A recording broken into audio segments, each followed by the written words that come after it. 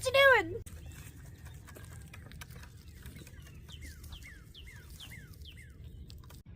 I'm out in the garden today, getting stuff ready for the first week of May to start planting. But April, you know, it's going to be tons of rain, so it'll get the ground nice and moist and be able to plant real easily the first week of May. I'm super excited about that.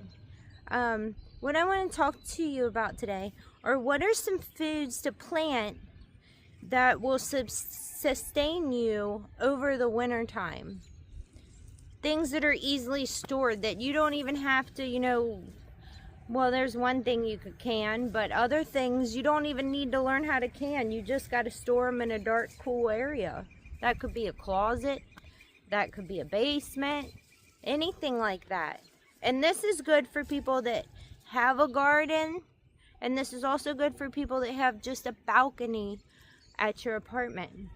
The staples that I would recommend you grow, and the ones that I'm going to grow this year, I'm going to grow tomatoes, potatoes, onions, and carrots.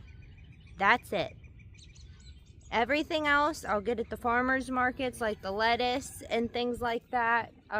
Things that, you know, I don't eat as often, that I don't necessarily, well, I do eat lettuce a lot when it's in season and great. But the thing is, all the food that I'm planting this year is strictly going to be food that I can store at my house easily, that will sustain me over the winter. And what I mean by that is, like, okay, the potatoes, you can make mashed potatoes out of that. You can make fries out of that. But mainly, you can put it in soups. Same with the carrots. Same with the onions. You can, all of those are ingredients for soups for all over the winter.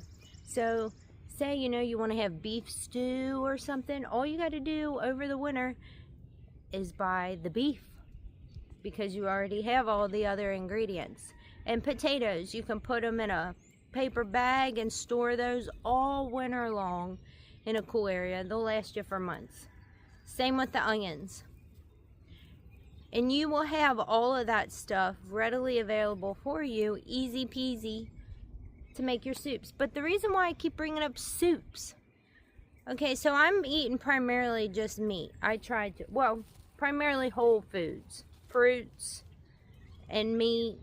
I do drink milk, but the veggies are a great thing for the winter time, because you can make you a big old pot of soup, like a roast or something, or a beef stew, and you can eat on that for 2-3 days, depending on how big of a batch you make.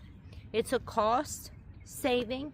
So you're saving money by growing those staple foods. Again, the potatoes, the carrots, the onions, and the tomatoes. Tomatoes you can easy peasy. There's so many videos on YouTube. You can learn how to can. It's really simple. So just can your tomatoes. Then you've got your spaghetti sauces. You can whole tomatoes for soups like chili, goulash, whatever you want to make. But all of those soups that, you know, are old-timey or old-fashioned, those are paramount for people to make in the cold winter months. It'll heat you up, and it's something that you can make a big pot of, like I said, and eat on it for days. So the economy is crap. One way to save money is to buy or to make a big batch of something that you can eat on for days. Anything with dairy and all that, you know, that spoils quickly. But a nice hearty soup, that'll sustain you really well. But like I said, I'm going to be planting my potatoes really soon. Probably this weekend. And my onions, those are good, cold, hardy. Plant them in the ground and they'll be good. But I'm going to wait until Mother's Day to plant my tomatoes. Now, how much you grow, that's going to depend on the size of your family. So you'll have to make that decision on your own. And I would highly recommend not growing all these exotic things. Some people get carried away but you know, and then they end up wasting things. So grow what you can preserve, grow what you'll actually eat. That's my recommendation for you. But to each their own. Do what you can. Remember, whatever you grow yourself, now that is truly organic food. Anything else? Not so much. God bless you.